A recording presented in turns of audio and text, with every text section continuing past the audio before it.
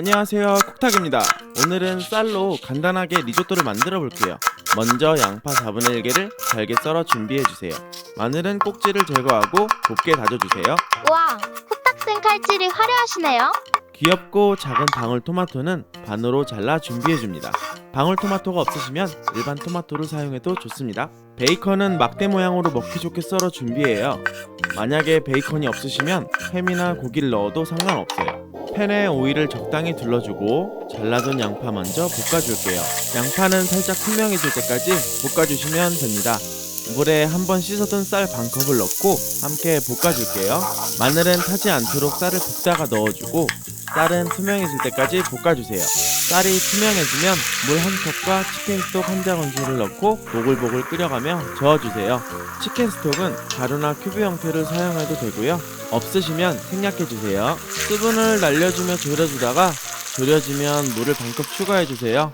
반복해서 저어가며 쌀을 익혀주다가 한번 먹어보고 덜 익었다면 물 반컵을 더 추가해서 졸여주면 됩니다. 쌀이 살짝 씹히도록 80%는 익혀주세요. 완성된 베이스는 잠깐 빼두고 이제 진짜 간단하고 쉬운 토마토 리조또를 만들어 볼게요. 팬에 오일을 두르고 베이컨을 먼저 볶아주세요. 맛있는 색이 날 때까지 볶아주고 방울토마토는 찌그러뜨려 맛있는 즙을 터뜨려주세요. 토마토가 너무 불쌍해.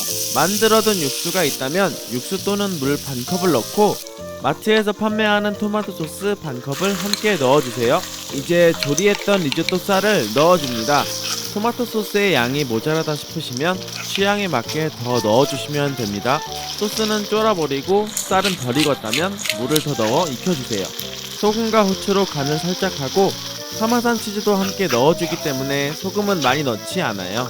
불을 끄고 버터를 리조또에 넣어 부드럽게 섞어주세요. 버터가 싫으시다면 치즈를 더 추가해주세요. 완성된 리조또를 접시에 담아 접시의 바닥을 쳐서 평평하게 만들어주세요. 이렇게 먹는 게 정통 스타일이라고 해요. 블럭으로 된 파르메산 치즈는 감자칼을 이용해 잘라내고 파슬리를 톡톡 뿌려 가니쉬 해줍니다. 완성이다. 한 입만 먹어볼까? 미안하지만 1인분이에요. 정성스레 쌀을 조리한 보람이 느껴지는 맛입니다. 어렵지 않으니 여러분도 꼭 집에서 만들어보세요. 영상이 유익하셨다면 구독과 좋아요 한 번씩 부탁드릴게요. 감사합니다.